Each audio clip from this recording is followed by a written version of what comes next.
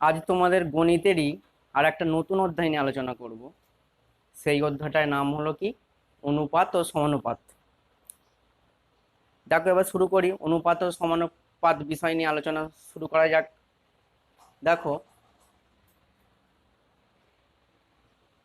রাজেশ বলে একটা ছেলে আছে। এখানে আমি একটা ছকে সাজিয়ে দেখিয়েছি, দেখো একটা বাস্তব উদাহরণ দিয়ে। রাজেশ বলে একটা ছেলে আছে, সে তোমাদেরই মতন সিক্সে পড়ে, ক্লাস সিক্সেই পড়ে। এবার রাজেশের আজ খুব আনন্দের দিন। কেন আনন্দের দিন?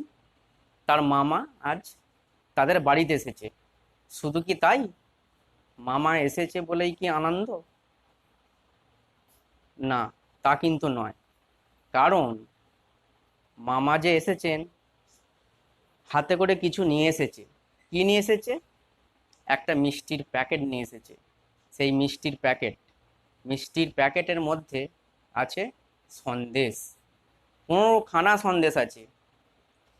এবার এই 15খানা সন্দেশের মধ্যে এবার তারা হচ্ছে কি, চার ভাই বোন। চার ভাই বোন। এই 15টা সন্দেশ চার ভাই বোনের মধ্যে ভাগ করে নিয়েছে, কিন্তু সমান ভাগে ভাগ করেনি। দেখো কিভাবে ভাগ করেছে। 15টা সন্দেশ রাজেশের মামা এনেছেন। এই 15টা সন্দেশের মধ্যে দাদা, রাজেশের দাদা, দাদা মানে এখানে হচ্ছে কি রাজেশের দাদা দুটো সন্দেশ নিয়েছে, আর রাজেশের দিদি নিয়েছে 3টি সন্দেশ। তাহলে কত হলো? 3 আর 2 5, 5টা সন্দেশ দাদা আর দিদি মিলে ভাগ করে নিয়েছে। পড়ে রইলো আর কটা সন্দেশ? 10খানা সন্দেশ পড়ে রইলো। এবার এই 10খানা সন্দেশ কি করেছে, রাজেশের ভাই আর রাজেশ এরা দুজনে অর্ধেক অর্ধেক করে ভাগ করে নিয়েছে।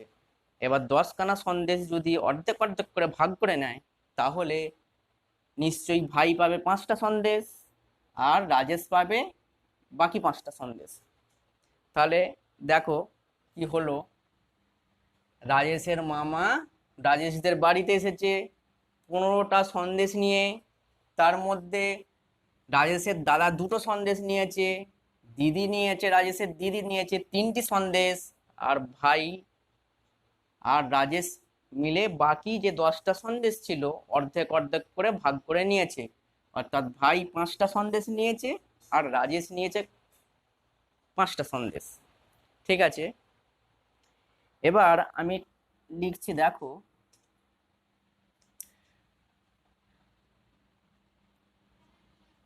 দাদা দাদার সন্দেশ, মানে দাদা কতগুলো সন্দেশ নিয়েছে সেইটা, দাদার সন্দেশ আর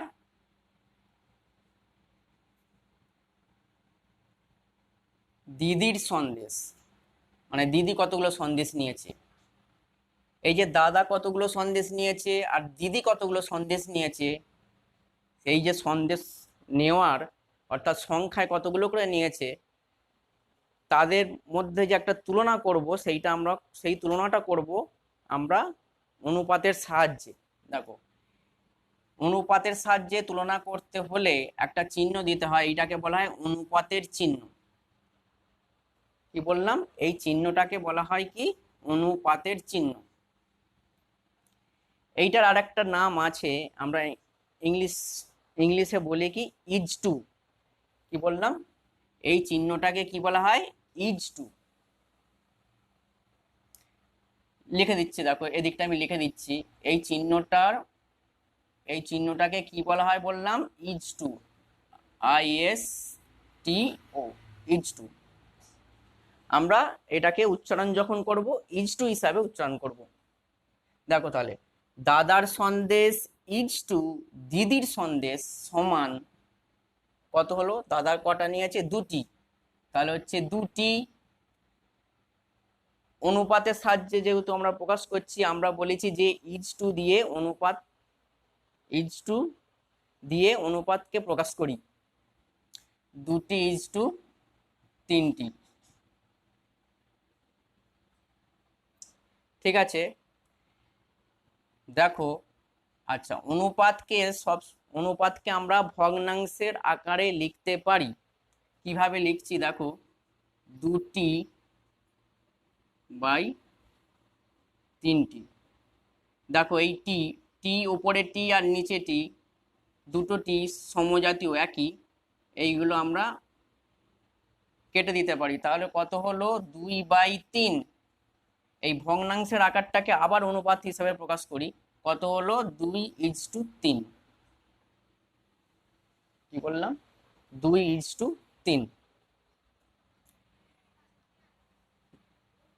এবার যদি বলি যে ভাই আর দিদির মধ্যে তুলনা করি, মানে ভাই কতগুলো সন্দেশ নিয়েছে আর দিদি কতগুলো সন্দেশ নিয়েছে, তাদের মধ্যে যদি তুলনা করি, কি দাঁড়ায় দেখো,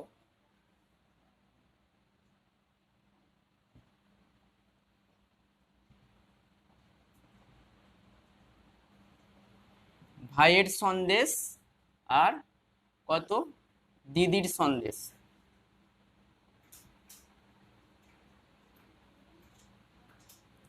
সন্দেশ এখানে হচ্ছে কি, সন্দেশের সংখ্যাটাকে কিন্তু বোঝানো হচ্ছে। ঠিক আছে, এটা বুঝবি যে সন্দেশ কতগুলো করে নিয়েছে, সেই সংখ্যাটাকে বোঝাচ্ছি। ভাইয়ের সন্দেশ কতগুলো, 5টি। আচ্ছা, এটা লেখার আগে, এর আগে যে আমরা অনুপাতটা করেছি, একটা জিনিস খেয়াল করো, এই যে 2:3 করেছি, শেষে ভগ্নাংশের আকারে প্রকাশ করার পর দেখা গেল যে উপর নিচে যেহেতু এককগুলো, এগুলো তো একক বলে, তোমরা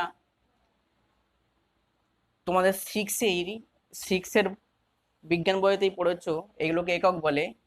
এখানে দেখো, ভগ্নাংশের আকারে প্রকাশ করার পর এই এককগুলো কেটে গেল, অর্থাৎ এককগুলো বাদ চলে গেল। বাদ চলে যাওয়ার পর কি এলো, শুধু শুদ্ধ কতগুলি পূর্ণ সংখ্যায় পরিণত হলো, তাই তো।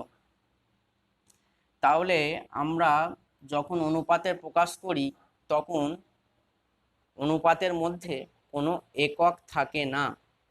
অনুপাতের মধ্যে কি বললাম, কোনো একক থাকে না। টি আর টি, এখানে কোনো একক দিয়েছি কি, নেই, অনুপাতের কোনো একক নেই। তাহলে আমরা এখানে ভাইয়ের সন্দেশ দিদির সন্দেশের অনুপাত করছি, তাহলে এখানে সরাসরি এইগুলো আগের মতো টি টি হিসাবে লিখবো না, সরাসরি ওই এককগুলোকে বাদ দিয়ে লিখবো। ভাইয়ের সন্দেশ কত, 5টি। অনুপাতের কোনো একক নেই, তাহলে প্রথম থেকেই আমরা এককটাকে বাদ দিয়ে দিই, টি গুলো আর লিখবো না।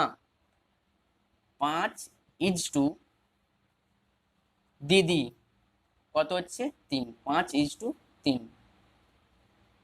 ঠিক আছে, এবার যদি ভাই আর রাজেশের সন্দেশের মধ্যে তুলনা করি,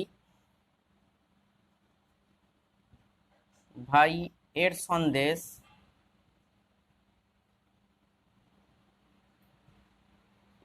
রাজেশের সন্দেশ,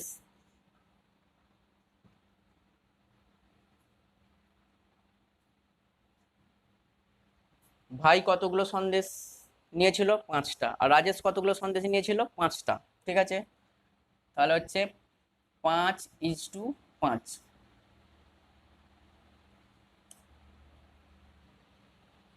এখন আমি তো অনুপাতের সাহায্যে তুলনা প্রকাশ করলাম, এবার অনুপাতটা আসলে তাহলে কি, অনুপাত বলতে কি বোঝায় সেইটা, এই কতগুলো যে 3টে উদাহরণ দিয়েছি, এই উদাহরণগুলো থেকে একটু বোঝার চেষ্টা করো।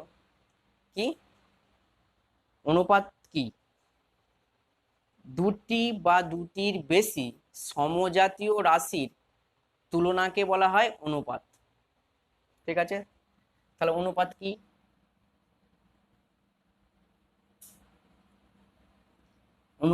অনুপাতের সংজ্ঞাটা কাকে বলে, অনুপাত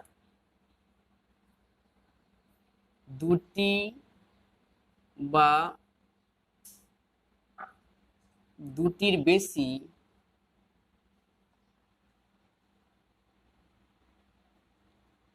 সমজাতীয়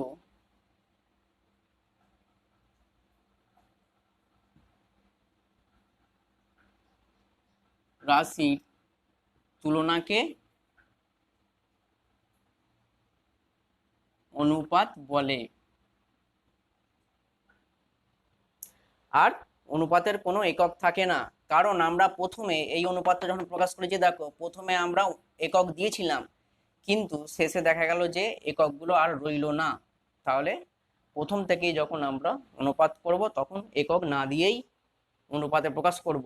যেমন এই অনুপাতটা আর এই অনুপাতটা ধরো করেছি, কোনো একক প্রথম থেকেই দিইনি, তাহলে অনুপাতে কোনো একক হয় না। এবার দেখো অনুপাতে আমরা বলেছি কি দুটি বা দুটির বেশি, এখানে দুটি রাশি নিয়ে তুলনা করেছি, দুটির বেশি সমজাতীয় রাশির তুলনাকে অনুপাত বলে। এখন সমজাতীয় রাশি বলতে কি বোঝানো হয়েছে, দেখো এখানে সমজাতীয় রাশি এই কথাটা অর্থ কি, এখানে দেখো এই উদাহরণটা দেখো, দাদার সন্দেশের সংখ্যা আর দিদির সন্দেশের সংখ্যা। এখানে দেখো সন্দেশের সংখ্যার সঙ্গে সন্দেশের সংখ্যারই আমরা তুলনা করছি, কখন ওই সন্দেশের সংখ্যার সঙ্গে সন্দেশের দাম কত টাকা নিল তার সঙ্গে তুলনা করিনি, বা করলেও আমরা পারবো না, অনুপাতের সাহায্যে তুলনা করতে পারবো না। কারণ সন্দেশের সংখ্যা 5টি কি 6টি, আর সন্দেশের দাম কত হয় 5 টাকা কি 10 টাকা 20 টাকা এরকম হয়। তাহলে সন্দেশের সংখ্যা আর সন্দেশের দাম কিন্তু সমজাতীয় রাশি হলো না, সমজাতীয় রাশি নয়, তাই এদের তুলনাটা আমরা অনুপাতের সাহায্যে কখনোই করতে পারবো না। ঠিক আছে,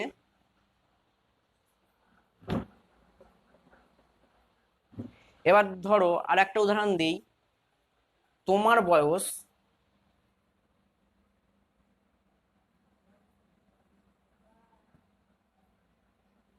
তোমার বয়স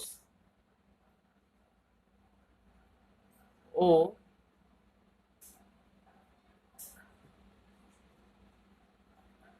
তোমার উচ্চতা। এখানে দেখো তোমার বয়সটা আমরা বয়স প্রকাশ করতে হলে আমরা কিভাবে করি, 10 বছর 11 মাস 2 দিন এরকম তো করি, বছর মাস দিন এইভাবে তো আমরা প্রকাশ করি বয়সটাকে, এই এককে প্রকাশ করি। আর উচ্চতা আমরা কখনো সেন্টিমিটারে করি, কখনো ফুটেও করি, 5 ফুট, কি এর উচ্চতা 5 ফুট কি 4 ফুট। আর উচ্চতা কি এইভাবে প্রকাশ করি আমরা অনেক সময় 120 সেমি কি 140 সেমি, এইভাবে আমরা উচ্চতা প্রকাশ করি। তাহলে এখানে দেখো তোমার বয়সটা আর উচ্চতা এটা কি সমজাতীয় রাশি? বয়স আর উচ্চতা সমজাতীয় রাশি কিন্তু নয়, বয়স আর উচ্চতা দুটো আলাদা আলাদা রাশি। কারণ বয়স আমরা বছর মাস দিনে প্রকাশ করি, উচ্চতা আমরা প্রকাশ করি সেন্টিমিটার ফুট এইভাবে প্রকাশ করি। তাহলে বয়স আর উচ্চতাটা কখনোই সমজাতীয় রাশি নয়, তাই এদেরকে আমরা অনুপাতের সঙ্গে তুলনা করতে পারবো না, অনুপাতের সাহায্যে তুলনা করতে পারবো না। কারণ আমরা বলেছি অনুপাতটা কিভাবে তুলনা করব, অনুপাতের ক্ষেত্রে সমজাতীয় রাশির তুলনা করা হয়। ঠিক আছে, আমি আর একটা উদাহরণ দিচ্ছি, তাহলে এইটা আমরা কি অনুপাতের সাহায্যে তুলনা করতে পারবো না, কেটে দিলাম ওই জন্য। এবার ধরো একটা মাছের ওজন ও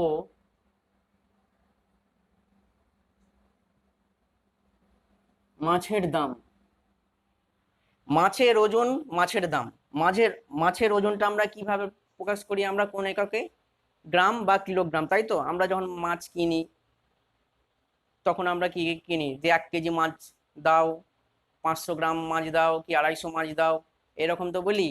তাহলে মাছের ওজনটা গ্রামে বা কিগ্রাতে প্রকাশ করি। আর মাছের দাম হলে আমরা কত বলি, এই মাছের দাম হয়েছে হয়তো 50 টাকা 60 টাকা কি 70 টাকা 50 পয়সা, এইভাবে তো হিসাব করি। তাহলে এখানে দেখো মাছের ওজন আর মাছের দামটা এরা কি সমজাতীয় রাশি? এরা কিন্তু সমজাতীয় রাশি নয়, তাই এদেরকে আমরা অনুপাতের সাহায্যে কখনোই তুলনা করতে পারবো না। ঠিক আছে, দেখো আরেকটা বলি, উদাহরণ দিই, তাহলে এটাকে কি বললাম যে এটাকেও আমরা প্রকাশ করতে পারবো না।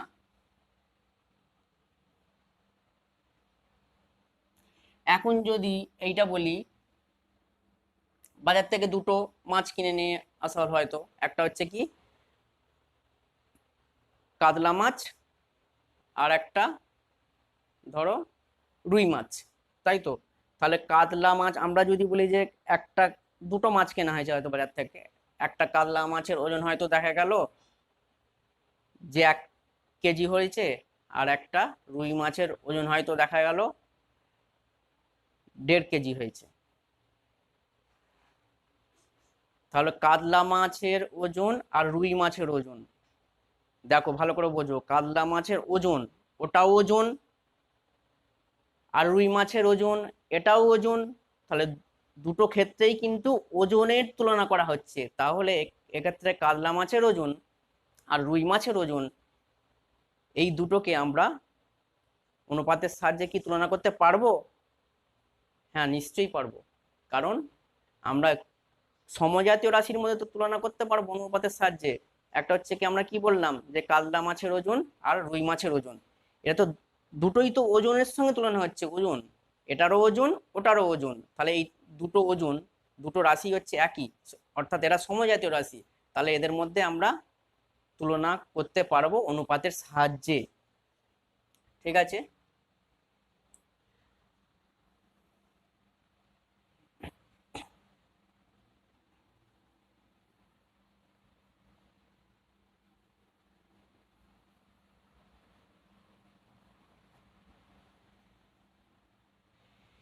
এবার দেখো এখানে যে তিনটে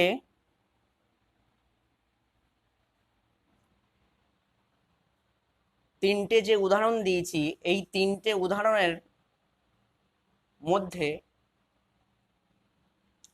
দেখো, তিনটে যে উদাহরণ দেওয়া হয়েছে, তিনটে উদাহরণের মধ্যে অনুপাতে যখন প্রকাশ করেছি, এখানে দুটো করে পদ আছে, মানে দুটো করে সংখ্যা আছে।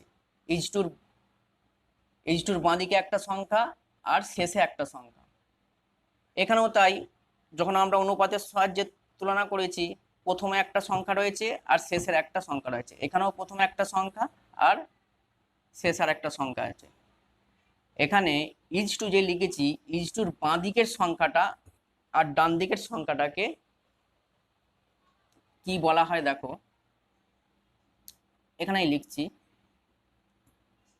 ইজ টুর বাঁ দিকে অর্থাৎ প্রথমে অনুপাতের প্রথম সংখ্যাটাকে, ইজ টুর বাঁ দিক মানে হচ্ছে কি অনুপাতের প্রথম সংখ্যা, অনুপাতের প্রথম সংখ্যাটিকে আমরা বলি কি পূর্বপদ। কি বললাম? পূর্বপদ। আর অনুপাতের শেষের সংখ্যাটাকে আমরা বলি উত্তরপদ। কি বললাম? উত্তরপদ।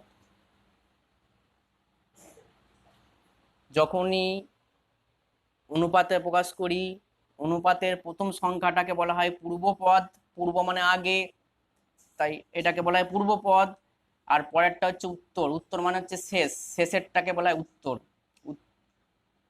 তাহলে শেষের সংখ্যাটা হচ্ছে কি উত্তরপদ বলা হয়। ঠিক আছে, এবার এই তিনটে অনুপাতের মধ্যে দুটো, এবার তিনটে অনুপাতে যে প্রকাশ করেছি পূর্বপদ আর উত্তরপদ গুলো ভালো করে দেখো। এই অনুপাতটা আছে 2:3। দেখো পূর্বপদটা হচ্ছে ছোট, পূর্বপদটা হচ্ছে কি ছোট, উত্তরপদ শেষের পদটার থেকে পূর্বপদ ছোট। যখনই পূর্বপদটা উত্তরপদের থেকে ছোট হয়, তখন সেই অনুপাতটাকে নাম দেওয়া হয় কি লঘু অনুপাত। তাহলে এইটা হচ্ছে কি অনুপাত? লঘু।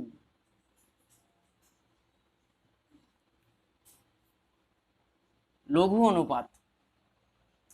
এবার এই অনুপাতটা দেখো, পূর্বপদের মানটা হচ্ছে উত্তরপদের থেকে বড়, অর্থাৎ বেশি আছে।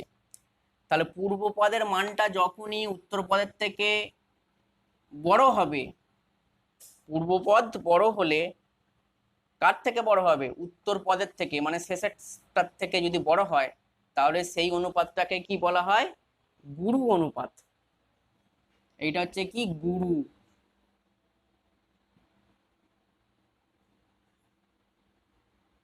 গুরু অনুপাত। ঠিক আছে,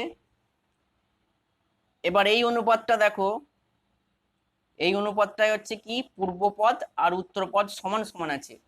কি বললাম, পূর্বপদ আর উত্তরপদ সমান সমান রয়েছে। এবার পূর্বপদ আর উত্তরপদ যদি সমান সমান হয়, ভালো করে বোঝো, সমান সমান, পূর্বপদও যা উত্তরপদও তাই, তাহলে পূর্বপদ আর উত্তরপদ সমান সমান, সমান কথা থেকে হচ্ছে কি সাম্যানুপাত। এইটাকে বলা হচ্ছে কি সাম্যানুপাত, সাম্যানুপাত। তাহলে আবার বলি, উত্তর পদের থেকে পূর্ব পদ ছোট হলে সেইটাকে বলা হয় লঘু অনুপাত, আর পূর্ব পদ যদি উত্তর পদের থেকে বড় হয় তাহলে সেই অনুপাতটাকে বলা হয় কি গুরু অনুপাত। আর যদি পূর্ব পদ আর উত্তর পদ সমান সমান হয় তাহলে সেই অনুপাতটাকে বলা হয় সাম্যানুপাত। বুঝতে পারলে তোমরা?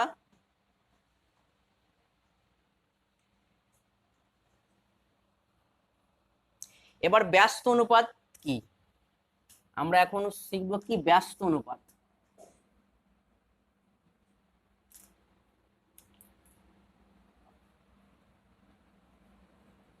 ব্যস্ত অনুপাত, ঠিক আছে, আমরা এইটারই ব্যস্ত অনুপাত করি 5:3। এর যদি ব্যস্ত অনুপাত বলে 5:3 এর ব্যস্ত অনুপাত কি হবে যদি তোমাকে বলে, তুমি কি করবে তখন? এর ব্যস্ত অনুপাত এইভাবে লিখবো, ব্যস্ত অনুপাত।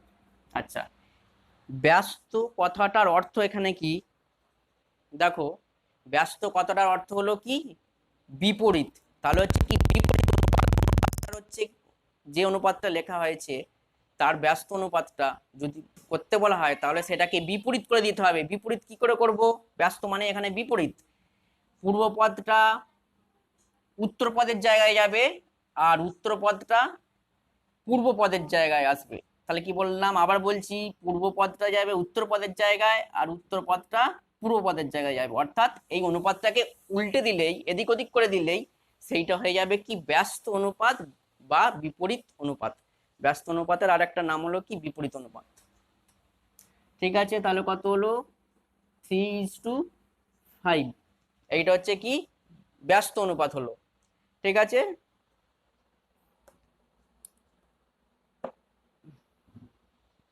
এবার আসি সমানুপাত। এখন অনুপাত হলো, অনুপাতের সঙ্গে এবার আসবো কি সমানুপাত। আমরা আজকের চ্যাপ্টারটার নাম প্রথমে বলে দিয়েছিলাম কি অনুপাত আর সমানুপাত। এখানে আমি আগে অনুপাত সম্পর্কে বেশ খানিকটা আলোচনা করে নিয়েছি, এবার সমানুপাতটা কি সেইটা এবার বোঝাই। দেখো,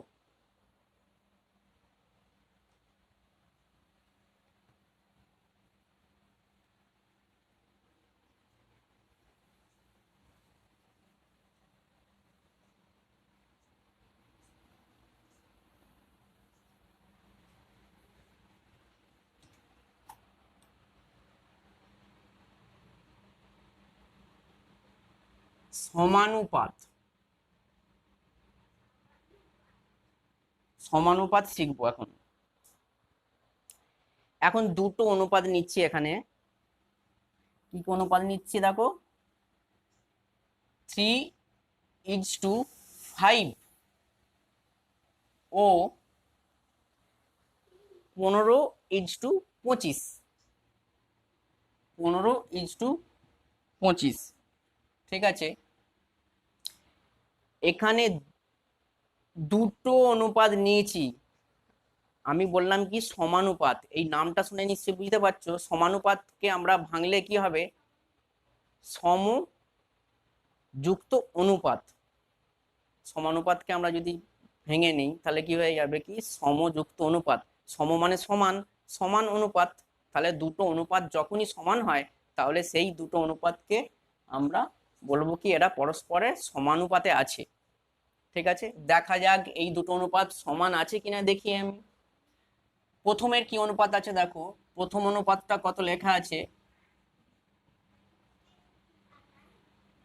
প্রথম অনুপাতটা কত লেখা আছে, প্রথম মানে এইটা, এইটা হচ্ছে প্রথম অনুপাত। প্রথম অনুপাতটা কত, 3:5। শেষে আর একটা অনুপাত আছে, সেই অনুপাতটা কত, দ্বিতীয় অনুপাত, 15:25। আচ্ছা, এই এই অনুপাতটা আর এই অনুপাতটা সমান আছে কি না তোমরা কি বুঝতে পারছো? দেখে মনে হচ্ছে যে সমান নেই, কিন্তু আমি বলবো সমান আছে। দেখো কি করে সমান আছে, সমান আছে কিনা বুঝবো কি করে, দেখো আমি আগেই বলেছিলাম যে অনুপাতকে ভগ্নাংশের আকারে প্রকাশ করা যায়, অর্থাৎ এই চিহ্নটা, এই ইজ টু চিহ্নটা হচ্ছে কি ভাগের সমতুল্য, ভগ্নাংশ আকারে প্রকাশ করব। কত হচ্ছে দেখো, 15/25। এরপর ভগ্নাংশ আকারে প্রকাশ করার পর, ভগ্নাংশ থাকলে তোমরা লঘিষ্ঠ আকারে পরিণত করো, ভগ্নাংশটাকে ছোট করো দেখেছি। তাহলে লঘিষ্ঠ আকারে মানে কাটাকুটি করলে কি হবে, 5 দিয়ে কাটাকুটি করছি, দেখো 5×3=15, 5×5=25। তাহলে আর কাটাকুটি যাচ্ছে, আর তো লঘিষ্ঠ আকারে পরিণত করতে পারছি না। তাহলে এখন দাঁড়িয়েছে কত, 3/5 সমান ভগ্নাংশকে যেমন আমরা অনুপাতকে ভগ্নাংশের আকারে প্রকাশ করতে পেরেছি, ঠিক তেমনি ভগ্নাংশকে আবার অনুপাতের আকারে প্রকাশ করতে পারবো। দেখো তাহলে কত হচ্ছে, 3:5। তাহলে 15:25টা কত এগিয়ে দাঁড়ালো, 3:5, মানে 3:5 এগিয়ে দাঁড়ালো। প্রথমে 15:25 যখন দেয়া ছিল, প্রথমে তোমাদের মনে হয়েছিল কি এই দুটো অনুপাত সমান নেই, তাই তো? কিন্তু এখন দেখা গেল কি প্রথম অনুপাতটা যা ছিল 3:5, দ্বিতীয় অনুপাতটাও ঠিক একই হয়েছে 3:5।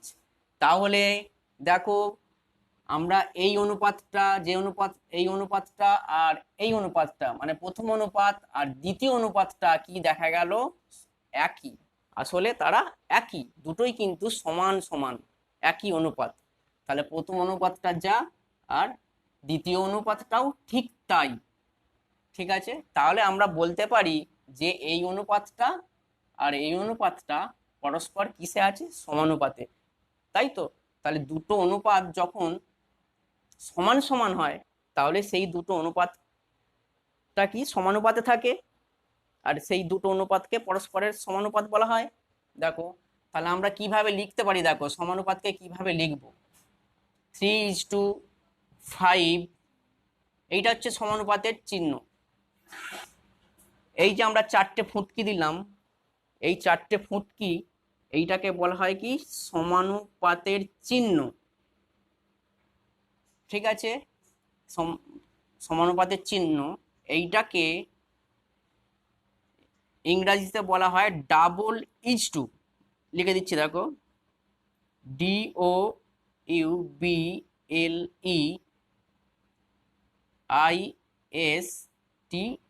ডাবল-ইজ-টু।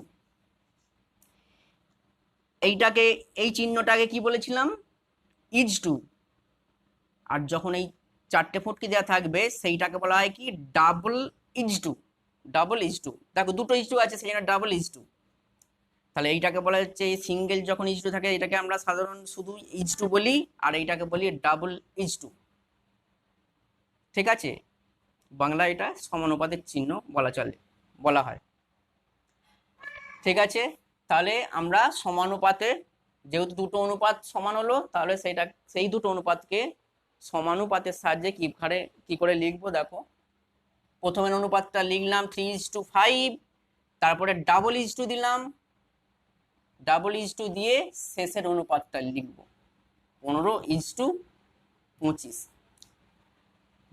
তাহলে দুটো অনুপাত যখনই সমান হয় তাহলে সেটাকে সেই দুটো অনুপাতকে আমরা ডাবল ইজ টু দিয়ে লিখতে পারবো। ডাবল ইজ টুর বাঁ দিকে একটা অনুপাত আর ডাবল ইজ টুর ডান দিকে আরেকটা অনুপাত লিখবো। এইটাকে বলা হয় সমানুপাত। তাহলে হলো কি, দুটো অনুপাত যখনই সমান হয় তাহলে সেই দুটো অনুপাতকে পরস্পরের সমানুপাত হিসাবে গণ্য করা হয়। ঠিক আছে, বুঝলে? আচ্ছা,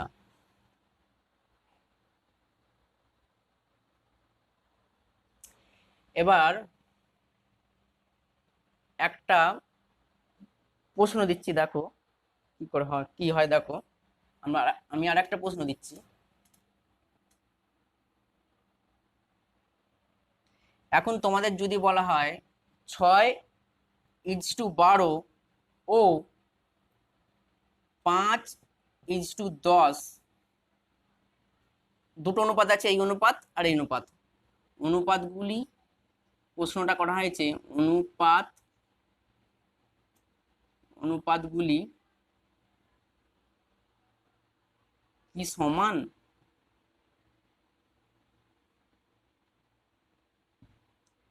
6:12 ও 5:10 অনুপাতগুলি কি সমান?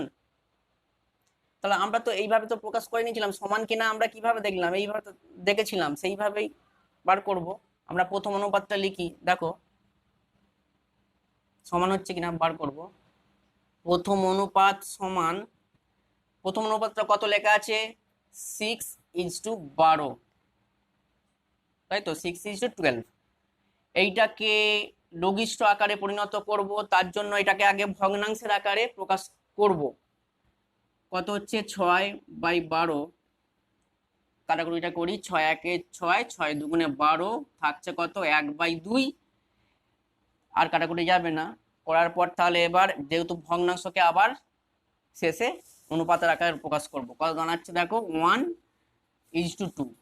কিভাবে আবার অনুপাতে প্রকাশ করছি?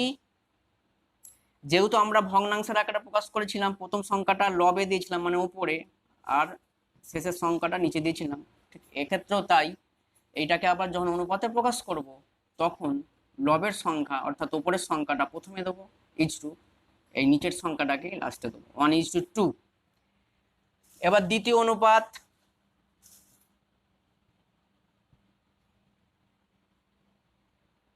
দ্বিতীয় অনুপাতটা কি আছে? 5:10, 5:10। এটাকে ভগ্নাংশের আকারে প্রকাশ করি, দেখো 5/10 কেটে 5 × 1 = 5, 5 × 2 = 10, তাহলে কত হচ্ছে? 1/2 সমান কত? 1:2। তাহলে যে দুটো অনুপাত নিয়েছিলাম এখানে, সেই দুটো অনুপাত, প্রথম অনুপাতটা দাঁড়ালো কত? 1:2। শেষের অনুপাত মানে দ্বিতীয় অনুপাতটা কত পেলাম লঘিষ্ঠ আকারে পরিণত করার পর? সেটাও পেলাম আগের মতোই 1:2। তাহলে এই দুটো অনুপাতই সমান সমান আছে, তাহলে আমরা বলতে পারি যে অনুপাতগুলি সমান। এখানে প্রশ্ন করা ছিল যে এই অনুপাতগুলি কি সমান? হ্যাঁ, অনুপাতগুলি সমান। আর একটা অঙ্ক দেখো, ঠিক আছে?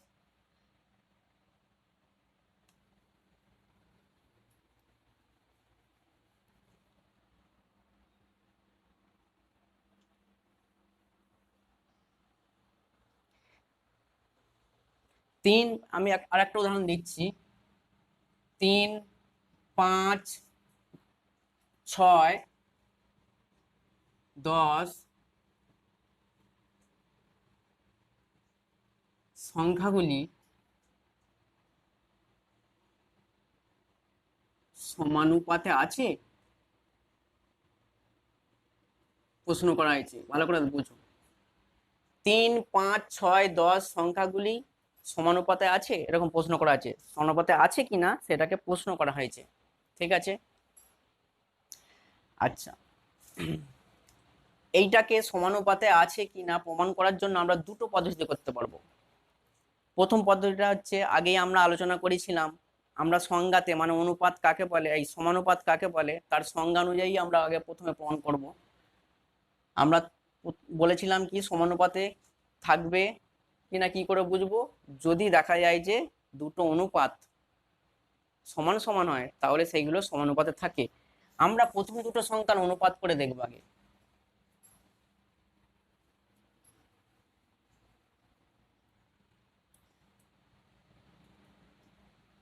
প্রথম, আচ্ছা এই সংখ্যাগুলোকে আমরা প্রথম পদ, দ্বিতীয় পদ, তৃতীয় পদ, চতুর্থ পদ এই হিসাবেও চিহ্নিত করতে পারি। প্রথম পদ, দ্বিতীয় পদ, তৃতীয় পদ, চতুর্থ পদ। ঠিক আছে, আচ্ছা আগে প্রথম পদ্ধতিটা দেখি।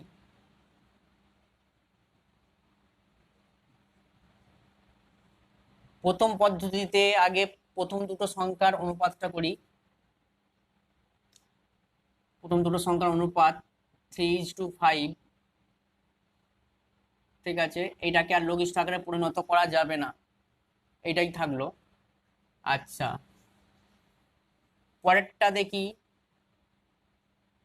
6:10 আছে। পরের দুটো মানে শেষের দুটো সংখ্যা নিয়ে যদি আমরা অনুপাতে প্রকাশ করি তাহলে কত হয় দেখি। এটাকে তো লঘিষ্ঠ আকারে পরিণত করতে পারবো, তার জন্য আগে ভগ্নাংশে পরিণত করব। 2 যাবে, 3 দুগুণে 6, 5 দুগুণে 10, 3/5। তাহলে কত হচ্ছে? এটাকে আবার অনুপাতে প্রকাশ করব 3:5। তাহলে দেখো প্রথম দুটো সংখ্যা নিয়ে আমরা অনুপাতে প্রকাশ করলাম 3:5, এটাকে আর লঘিষ্ঠ আকারে পরিণত করতে পারবো না বলে এখানেই রাখলাম, এটাই রেখে দিলাম। শেষের দুটো সংখ্যা নিয়ে অনুপাতে প্রকাশ করলাম, করে দেখলাম যে 3:5 হলো। অর্থাৎ প্রথম দুটো সংখ্যা নিয়ে যে অনুপাতটা পেয়েছি শেষের দুটো সংখ্যা নিয়ে আমরা একই অনুপাত পেয়েছি। তাহলে আমরা বলতে পারবো যে এই চারটি সংখ্যা সমানুপাতে আছে। কি হিসাবে বলবো সমানুপাতে আছে? কারণ এই দুটো সংখ্যা নিয়ে একটা অনুপাত প্রকাশ করতে পারছি, শেষের দুটো সংখ্যা নিয়ে আরেকটা অনুপাত প্রকাশ করতে পারছি। তাহলে দুটো অনুপাত সমান সমান হচ্ছে। দুটো অনুপাত যদি সমান সমান হয় তাহলে তো সমানুপাতে তারা থাকবেই। তাহলে এরপর আমরা বলতে পারবো যে এরা সমানুপাতে আছে। অতএব তাহলে লিখে দিই, অতএব সংখ্যাগুলি, প্রদত্ত সংখ্যাগুলি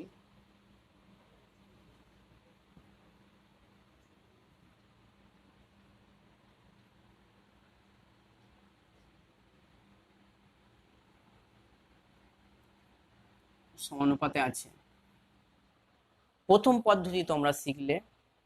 এর এই প্রশ্নটার ক্ষেত্রে উত্তর বার করার বলেছিলাম যে দুটো নিয়ম আছে, একটা প্রথম পদ্ধতি শিখলে আর একটা পদ্ধতি শেখাবো। দেখো দ্বিতীয় পদ্ধতিটা দেখো।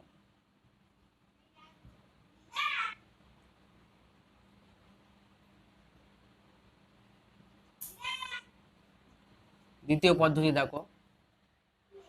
আচ্ছা এইগুলোকে আমরা পদ বলি, প্রথম পদ, দ্বিতীয় পদ, তৃতীয় পদ, চতুর্থ পদ। ঠিক আছে, সমানুপাতের একটা নিয়ম হচ্ছে কি, যখন চারটে সংখ্যা দেওয়া থাকে সেই চারটে সংখ্যা সমানুপাতে থাকবে কখন? যখন আমরা দেখবো যে এই প্রথমটা আর চতুর্থ পদ গুণ করব, প্রথম পদ আর চতুর্থ পদ গুণ করব, যা হবে মাঝের দুটো পদ অর্থাৎ দ্বিতীয় পদ আর তৃতীয় পদ গুণ করলে যদি একই মান বেরোয় আগের মতো তাহলে কিন্তু সেগুলো সমানুপাতে থাকবে। আমরা এই দুটো গুণ করি, প্রথম পদ গুণ চতুর্থ পদ সমান, প্রথম পদ কত? 3, প্রথমেরটা হচ্ছে প্রথম পদ, শেষেরটা হচ্ছে দ্বিতীয় পদ। এই সরি, প্রথম এইটা হচ্ছে প্রথম পদ, এইটা দ্বিতীয় পদ, এটা তৃতীয় পদ, এটা চতুর্থ পদ। তাহলে প্রথম আর চতুর্থ পদ গুণ করি, 3 আর 10 গুণ করি, 3 আর 10 গুণ করে কত হচ্ছে? 30। এবার দ্বিতীয় আর তৃতীয় পদ গুণ করি, দ্বিতীয় পদ গুণ তৃতীয় পদ, 5 আর 6 গুণ, 5 × 6 কত হলো? এটাও 30 হলো।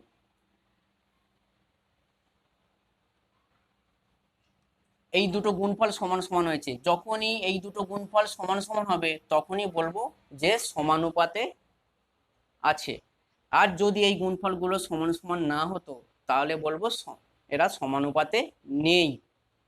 ঠিক আছে, তাহলে আবারও বলছি, যখনই চারটে সংখ্যা দেওয়া থাকবে সেই সংখ্যাগুলি সমানুপাতে আছে কিনা নির্ণয় করার জন্য তোমাদের কি করতে হবে, প্রথমে দুটো পদ্ধতি আছে। প্রথম পদ্ধতি হচ্ছে প্রথমে দুটো সংখ্যা নিয়ে সেটার অনুপাত করবে, অনুপাত করার পর যদি লঘিষ্ঠ আকারে পরিণত করা যায় তাহলে সমান দিয়ে সেটাকে লঘিষ্ঠ আকারে পরিণত করবে।